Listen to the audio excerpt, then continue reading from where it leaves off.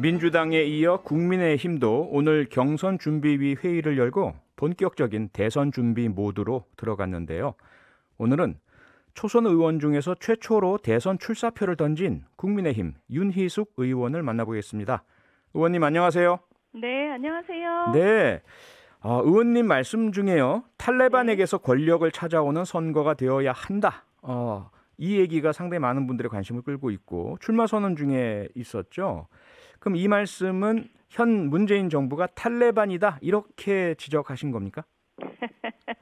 제가 말하는 탈레반은 원래 탈레반이라는 뜻이죠. 그것은 원리주의죠. 원리주의. 네. 그러니까 도그마에 빠진 원리주의라는 뜻입니다. 그러니까 현실을 제대로 파악하지 않고 있는 그대로 파악하지 않고 네. 그리고 자신들이 시행하는 정책의 결과에 대해서 그다지 신경 안 쓰고 네. 우리는 옳은 일을 했으니 결과는 상관없다. 이런 뭐랄까요, 좀 교조주의적인 태도를 보이는 그런 것들에 대해서 제가 탈레반이라고 표현을 한 거고요. 네. 그런 것들이 지금 우리 국민을 가장 힘들게 하는 부동산 정책이나 뭐 여러 가지 경제 정책에 대해서 그런 게 나오는 거죠. 네. 그러니까 그런 풍토를 좀 뿌리를 뽑고 현실에 기반한 있는 그대로 현실을 보고 데이터에 기반해서 정책을 만들고 결과에 책임을 지는 그런 정책 풍토를 만들어야 된다 이런 뜻이었어요. 네. 그러니까 특정 사람이나 정부나 세력을 지칭한 것이 아니라 그런 태도를 지칭하셨다 그렇죠. 이런 말씀이시죠? 그렇죠. 그런 정치와 정책의 풍토인 거죠. 그 풍토 알겠습니다. 사실 대선 출마라는 게 말이 그렇지 쉬운 일은 아닌데요. 네네. 결심하신 결정적 이유가 있다면 무엇입니까? 저는 이 5년 만에 돌아오는 대선이 어떤 우리 앞으로 어떻게 나라를 끌고 가겠다라는 그런 어떤 비전의 경연장이어야 된다고 생각을 해요. 예. 굉장히 활기찬 경연장이어야 되는데, 제가 이번에 나오시는 분들의 얘기를 들어보니 굉장히 권력을 유지하고 싶어서 기존의 얘기를 합리화하는 측하고 또 분노를 모으는 측하고 이게 부딪히고 있어요. 근데 저는 사실은 이건 뭐 자연스러운 일인데 거기에 어떻게 하면 미래로 갈 것인가에 대한 얘기가 통째로 빠져 있다는 느낌을 받았어요. 사실 그런 얘기를 빈 공간을 제가 가장 잘 채울 수 있다라는 생각을 제가 했습니다. 그런 이유로 나왔습니다. 그러니까 한쪽으로는 권력을 유지하겠다라는 일념으로 가득 차 있고 다른 쪽으로는 그 세력에 대한 분노로 가득 차 있는 사람들이 대선에 거의 나와 있는데 윤희숙 의원님께서는 그것보다는 대한민국의 미래 비전을 제시해서 끌고 나가겠다 이 말씀이잖아요. 맞습니다. 그러면 윤희숙 의원께서 제시하시는 미래 비전 무엇입니까? 한마디로 좀 짧게 정리하신다면? 기회죠.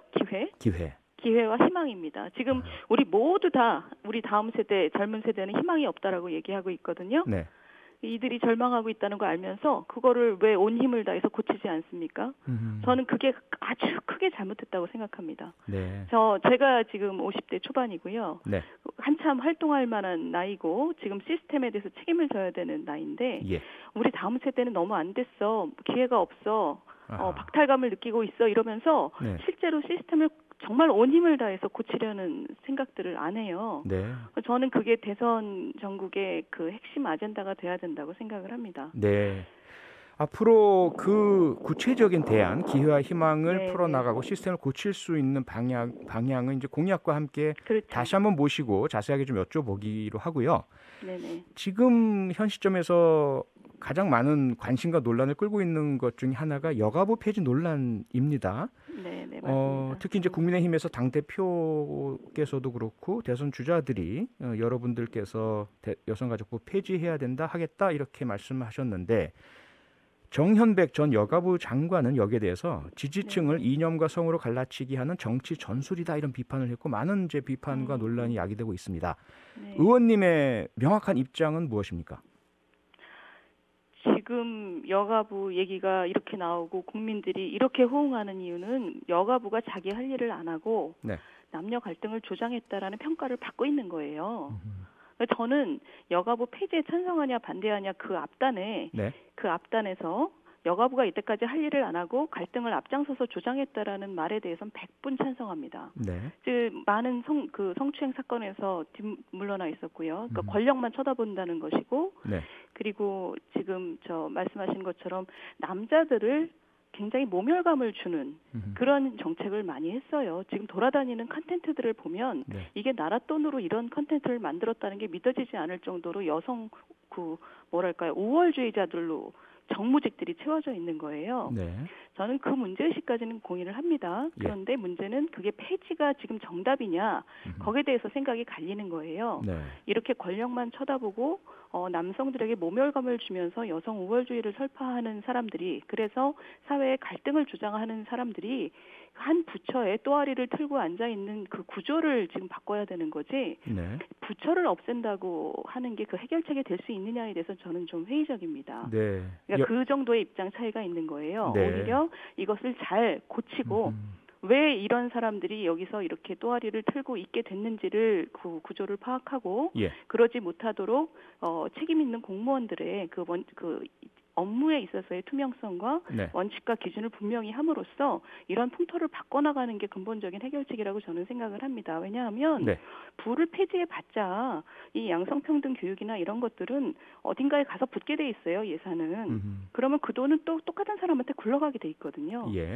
그러니까 이런 분들이 나라 돈으로 자신들의 도구마를 설파하지 않도록 견제하는 시스템을 만드는 게 저는 훨씬 중요하다고 생각합니다. 그 대안으로 제시하신 것이 양성평등 가족부이신가요?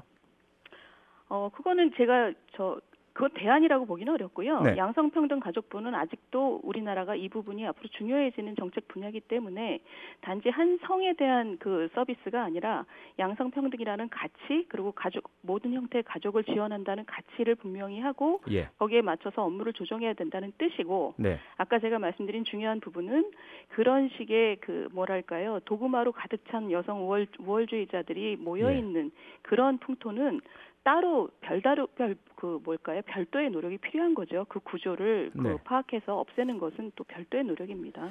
여성 우월주의자들이 모여서 또아리를 틀고 있다. 이 말씀은 지금 여성가족부의 그 상층부 국장급 이상 공무원들 다수를 지칭한다. 이렇게 이해해도 됩니까?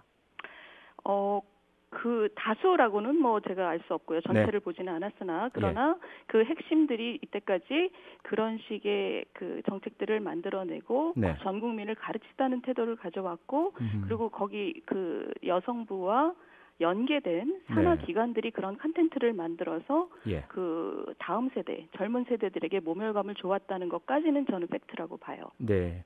또 하나 문제가 연결돼서 이준석 국민의힘 대표가요. 여성가족부뿐만 아니라 통일부도 폐지해야 한다. 작은 정부를 지향해야 한다. 이런 이야기를 했는데요. 이 부분 어떻게 동의하십니까? 어떻게 생각하십니까? 큰 정부, 작은 정부 저는 이런 논쟁은 예전에 지나갔다고 보고요.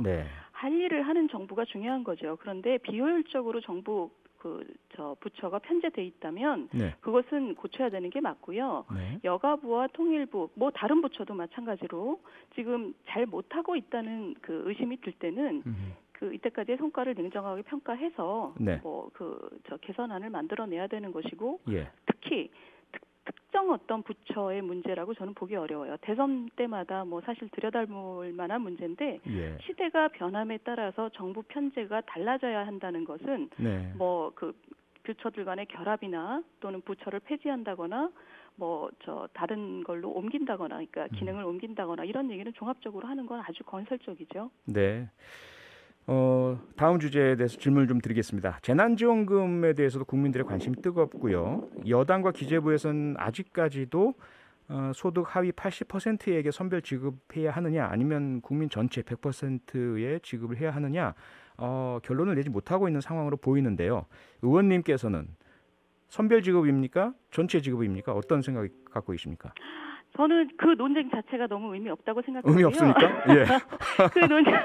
그 논쟁으로 이렇게 얘기가 되는 것 자체가 저는 그 청와대 여당하고 기획재정부가 이게 지금 짜고 치는 고스톱파도로 만들어놔서 그렇다고 생각해요. 그렇습니까? 아니 왜냐하면 이번 코로나 때 삶이 내려앉은 분들이 많단 말이에요. 소상공인도 그렇고 실직하신 분도 그렇고 재난지원금이라고 하면 이 재난을 통해서 공통받은 분들에게 드리는 게 재난지원금이잖아요. 그런데 이것을 전 국민의 80% 이런 식으로 얘기하는 순간 예. 그 원래의 정신이 사라져버린 거예요. 그리고 이제 80%냐 100%냐 이 논쟁으로 기재부가 만들어버린 거죠. 네. 기재부가 그렇게 만들 때는 여당이랑 서로 그 밀고 땡기고 하면서 나중에 적당한 곳에서 타협을 하거나 아니면 여당의 면을 세워주는 방식으로 가겠죠. 그러면서 이 재난 지원의 원칙이 무엇이냐에 대해서 완전히 우리 사회가 원래의 원칙과 기준이 뭐였는지를 지금 망각하게 된 거예요. 네. 저는 대단히 안타깝게 생각합니다. 그 말씀은 재난 지원이 아니라 손실 보상이 필요하다 이런 취지이십니까? 뭐 손실 보상이라고 하면 아주 특정한 소상공인에 대한 얘기를 하는 거기 때문에 범위가 너무 좁아지는데요. 예. 그 손실 보상이라는 법적인 용어를 포함하여 네. 일자리를 잃은 사람들, 가장 피해를 많이 보신 분들, 그렇죠. 네. 이번 코로나 재난 동안 자기가 위치에 있던 삶의 위치에서 내려앉은 분들이 대상이 돼야 되는 거죠. 예. 그게 원래의 그 원칙이고 우리가 네. 지금 추구하는 가치라고 저는 생각을 합니다. 왜냐하면 네네. 이번 코로나는 승자와 패자가 너무 확연해요. 네. 코로나 재난 동안 그 전혀 어떤 타격을 받지 않은 국민들이 굉장히 많습니다. 예. 그런 분들의 마음은 저는 그 선한 마음을 좀 끌어내는 게 정치라고 생각을 합니다. 네. 힘든 사람이 많으니 나는 이번에 참고 어려운 사람을 돕겠다라는 마음을 가진 국민들이 굉장히 많아요. 네. 그런데 이거를 80%라고 하는 순간 국민들의 선한 마음을 누르고 왜 나는 안 줘? 이런 식으로 사회를 만들어버리는 저는 굉장히 나쁜 정치라고 생각해요. 네. 의원님 마지막으로요. 의원님 네네. 전문 분야이시기도 한데요. 부동산 문제 좀 여쭤보겠습니다. 부동산 문제가 문재인 정부에서 가장 실패한 정책 중에 하나다. 여권 내에서도 이런 이야기가 나오고 있는데 문제는 대안 아니겠습니까? 어떻게 다른 대책을 세울 것이냐인데 전문가이면서 대선 출사표를 던지신 윤혜숙 의원의 대안은 무엇입니까? 대안을 얘기하려면 뭐가 잘못됐는지 얘기해야 되는데 이분들이 네. 자기들 도구마에 빠져 있지 않습니까? 모든 것은 공공이 해야 되고 그리고 시장이 잘못되는 건 다 투기꾼 탓이다. 이렇게 데이터를 안 들여다보는 못된 버릇들이 있으세요. 네. 근데 저는 그것을 극복하면 대안이 된다고 생각합니다. 뭐냐면 예. 낄 때 끼고 빠질 때 빠지는 원칙을 정부가 알아야 돼요. 정부와 공공이 그렇죠. 네네. 그러니까 낄 때 끼어야 된다는 얘기는 네. 이 부동산을 통해서 내 집을 마련하려는 그 사다리를 올라가려고 하는 것을 자력으로 해결하지 못하는 분들에게는 정부가 적극적으로 지원해야 됩니다. 공공임대도 만들고. 네. 그런데 자력으로 그 사다리를 올라갈 수 있는 분들, 월세, 전세, 내 집 마련의 길을 올라갈 수 있는 분들을 위해서는 시장에서 이분들이 원하는 다양한 형태의 집들이 그 만들어지는 흐름을 네. 방해하지 말고 조장하면 돼요. 저는 예. 그게 가장 중요한 원칙이라고 생각을 합니다. 네. 정부가 공공이 다 해야 된다 이런 마인드를 버리는 게 일단 제일 중요하죠. 네. 오늘 말씀은 여기까지 듣고요. 다음에 또 한번 모시겠습니다. 고맙습니다. 네, 감사합니다. 지금까지 윤희수 국민의힘 의원이었습니다. 평일 저녁 6시 5분에 여러분을 찾아갑니다. MBC 라디오 표창원의 뉴스 하이킥.